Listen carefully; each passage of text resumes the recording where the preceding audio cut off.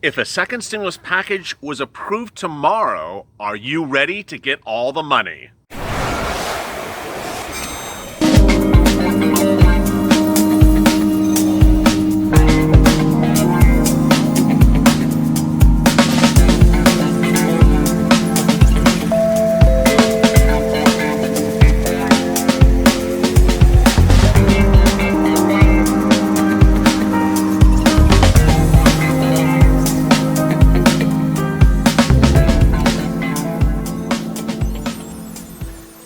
Hey, good afternoon, everybody. This is LALATE. Thank you for joining me for Evenings LALATE, our 1 hour programming block every evening at 6:45.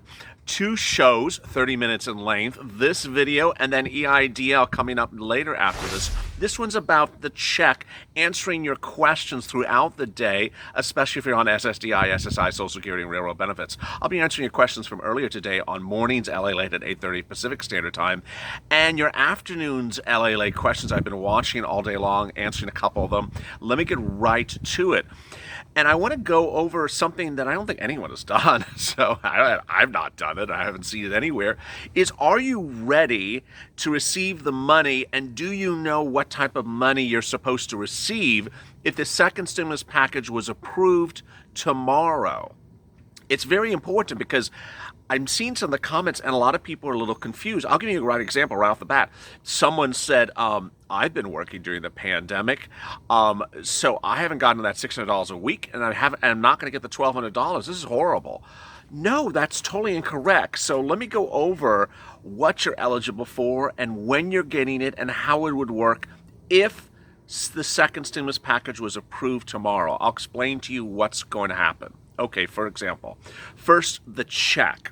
Steve Mnuchin overnight made this representation, and it's his representation, it's not my representation, that the minute the bill is made into law and passed, the second stimulus funds could be received within 7 days electronically.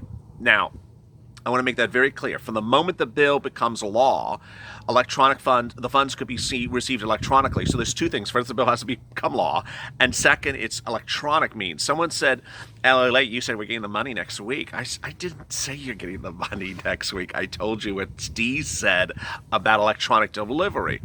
So what you need to know is, are you teed up for electronic delivery?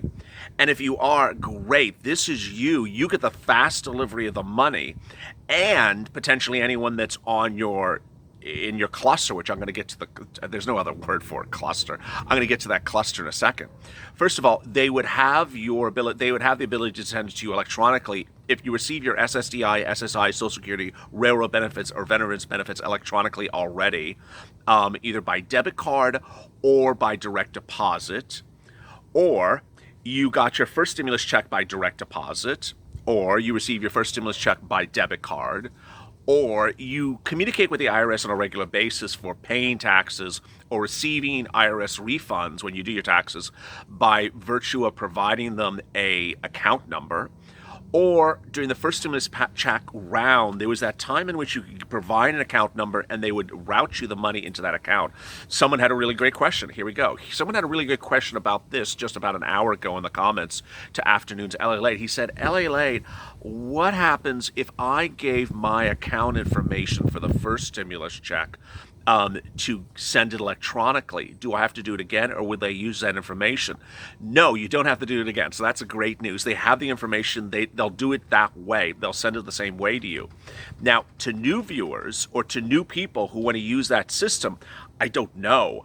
I don't know if IRS is still going to allow you to submit a banking information, let's say tomorrow, to route you the funds shortly thereafter. My guess is no, and I'll tell you why. Because under Steve Mnuchin's representation, if the bill became a law, let's say this Friday, and the funds would then be sent out within 7 days. I think if everyone's rushing to a website to update account information, in the next 3 days, bam, it's just going to cause a meltdown. I don't think they're going to want that, but I don't know. I mean, it's his computer system, it's not mine. The Hot Mess Express stops right at his computer store, and I'm not driving that train. So that's that part of the check. The next part is how much money would land with you. it's important to know if you are, in a cluster. What's that cluster he keeps on talking about? So if it's a husband, and if you are if you are a spouse, you and your spouse file tax returns jointly, then you're a cluster. If you have children, also a cluster. Or if you're a single parent and you have children, cluster. Or if you're a payee with people you receive payments for benefits, you're a cluster. So you need to know if you are in a cluster, then the payments are going to land with one person in that cluster. For example, husband and wife, 3 kids. 1, 2, 3, 4, 5. That's 5. 5 times $1,200, whatever that is. I'm not going to do. Sometimes I'm good on math. Today I'm not. So 5 times $1,200. One check would land with that person whose name is on the joint filing, joint tax return. If it's the husband's name, it'd be written to him. 5 times $1,200. Bam, that's the money. Payee, if the representative payee receives the check for you, the representative payee would receive the funds. Second. Third, if it's, let's say, single, I had a lot of questions, single mom, 2 kids. So yes, you would receive one check sent to you, 3 times $1,200. Now, ultimately, when I'm saying check, I'm just using the vernacular. I can't, I already explained it's either going to come direct deposit or it's going to come by paper check, but I'm just saying check as opposed to funds or something. So just understand there's no reason why I'm saying the word check. So if you're in a cluster, you don't get separate checks. The kid doesn't receive a check in the mail, and his sister doesn't receive a check in the mail, and then the dog doesn't receive it. Well, the dog is never going to receive a check in the mail. But the parent, if it's a single parent, receives all the funds as one transaction. Pretty straightforward, but it's important for you to understand that. Next, if you do not have electronic means set up in any regard, then you are going to receive the paper check. And the paper check would likely arrive to you shortly after the direct deposit. Now, this is all minutiae representations. You can take them with a grain of salt. You can say he's whatever. I know the words you like to use. And I'm just telling you what minutiae is representing. And I will fully disclose that minutiae is in charge of the department that sends out the checks. So it's a little bit like a Javita Carranza SBA situation, that if he says that his office can send out electronic deposits within 7 days and doesn't and says that but is completely ignorant of the fact that it cannot, I don't know. I'm just reporting the news. Don't hate the messenger. It's not my computer system. Next, this is so important. Boy, I mean, I'm saying it right now. It's Monday afternoon. It's about 4 o'clock Pacific Standard Time. I'm telling you right now. And please remember the shirt and remember this moment. If you have provided accounting information, I sure hope you have not messed up the accounting information. You have not messed up the bank number, the routing number, or anything like that. You've not switched the 9 to a 6 or missed a digit. I got to tell you, I did months of EIDL videos before you saw me sort of come into the mainstream of these stimulus videos, and I was dealing with that problem for months. And these were sophisticated business owners who do numbers all the time, and they just messed up numbers. They just messed up their entry of their numbers. So if you messed up your bank routing number or your bank account number in delivering that to IRS at any time and have not received payments that would verify that they have the right information, boy, that is a hot mess express right there, and I don't know how to get off that train. Ultimately, if you're receiving benefits, let's say this is late July, if you received your benefits check already this month on your debit card from SSI or VA, you're all good. I mean, they clearly know where you are, so you don't have to worry about anything. Next, hazard pay. Boy, that is going to be a big movement. I don't know what verb to say. I was going to say riot. I was going to say protest. If hazard pay is passed, I expect at some point that this will become a broadcast mainstream news story about how major corporations did not apply for hazard pay, that you are eligible for hazard pay, that there's backlash, that there's protests, that there's walks. I mean, I just sense it. I just sense it happening. Hazard pay is applied for by the employer. So if the second stimulus package is approved tomorrow and becomes law on Friday, and hazard pay is in there, your next question is, okay, where's my $10,000, LALATE? How do I get my $10,000? My response is, if it's the bill that's currently written by the Democrats, boy, I'm going to have to repeat my videos, but you don't apply for it. The employer applies for it and doesn't have to apply for it, and there's nothing against the employer if he doesn't apply for it, if she doesn't apply for it. And I just sense a big movement across the country of major corporations not applying for hazard pay because of whatever reason they just don't want to. I'm not saying they're going to or that I've seen indications of it. I just sense it's just set up in a manner in which employers may not do it, and that there's going to be massive reaction to them not doing it. And I'm just forewarning you. So if the bill is passed and you're like, knock, knock, LALATE, where's my $10,000? I was just like, knock, knock, say who? Hazard pay. Hazard pay, go to your employer. I mean, that's basically what it's going to be. It's going to be a bad knock, knock joke because it's, if the employer doesn't apply for it, it's not there. FPUC. The big questions I've been getting about FPUC have been wonderful. I love the FPUC questions. I mean, I detailed earlier today that Nancy Pelosi is basically saying, hey, it's not going to happen. I'm not moving off of $600. And I don't think she should, and I don't think she will, and I don't think it's ever going to happen. Mnuchin and Meadows and they're all three M's. McConnell. I mean, it's just M. The three M&Ms. It's like, that chocolate candy where you crunch and then there's nothing really inside. That's just sort of what's going on with those three.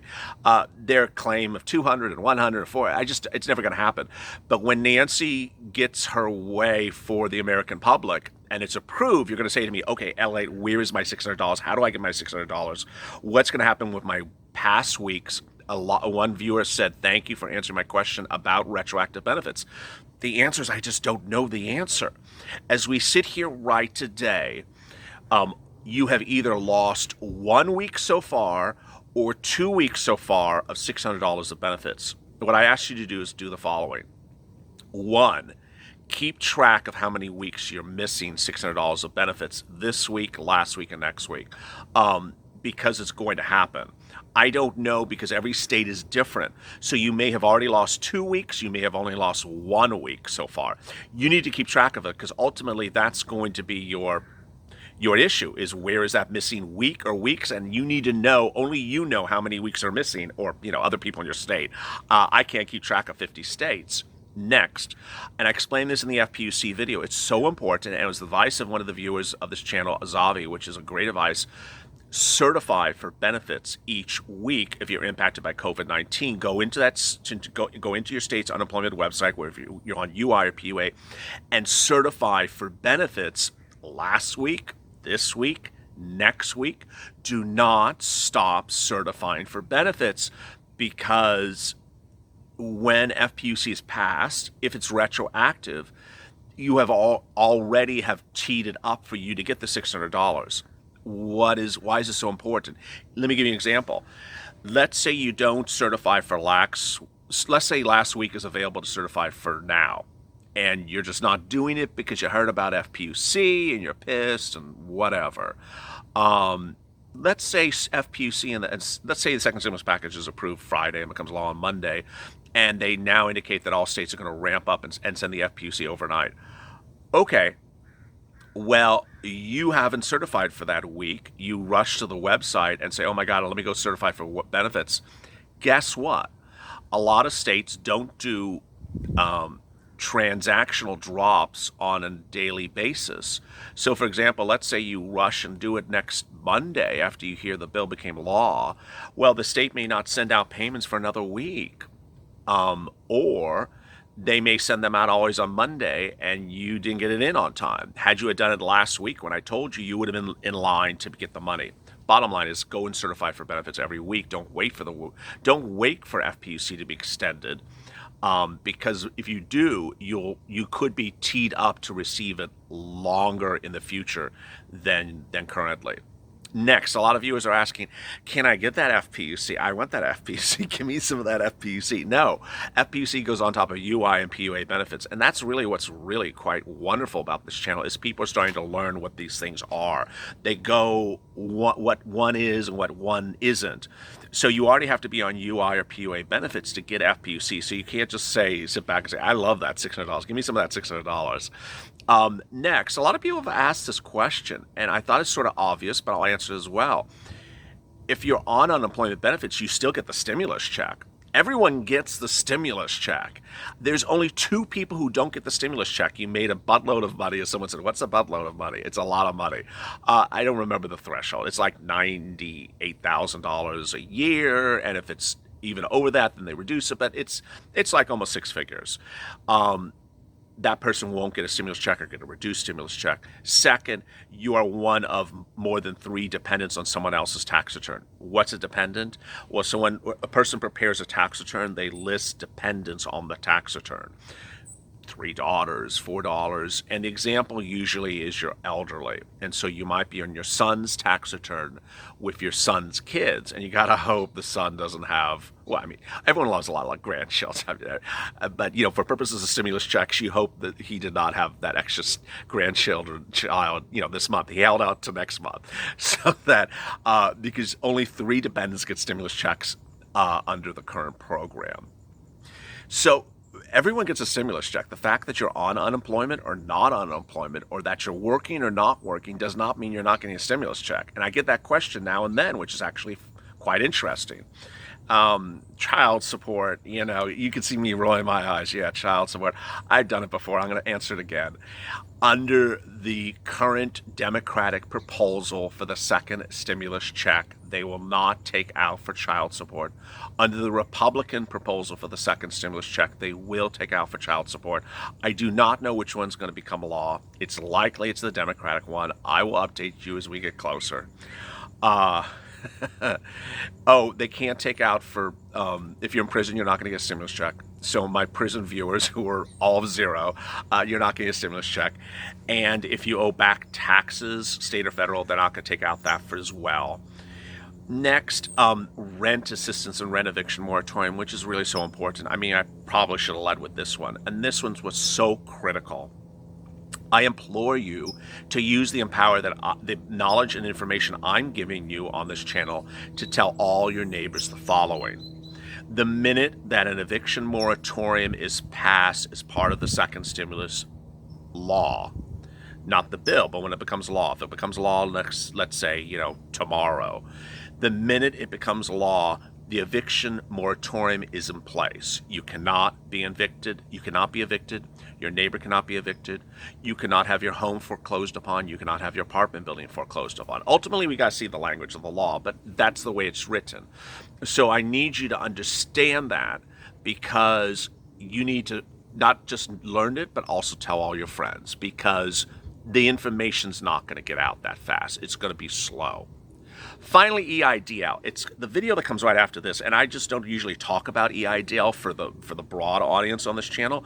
But I got to tell you, if you are an Uber or Lyft driver, you're an independent contractor, you do anything with a Schedule C on your tax return, Schedule C. So you're employed, but maybe you also have a Schedule C. If you need a loan to get you through this pandemic, watch EIDL, because that's our final video of the day. Because ultimately, if you think you need a loan, and it could be upwards of $150,000, you might want that.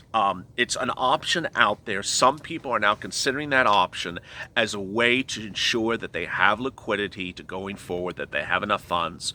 So if you need up to $150,000 loan and you have a Schedule C, And of course, if you have a business, then you can certainly apply for it.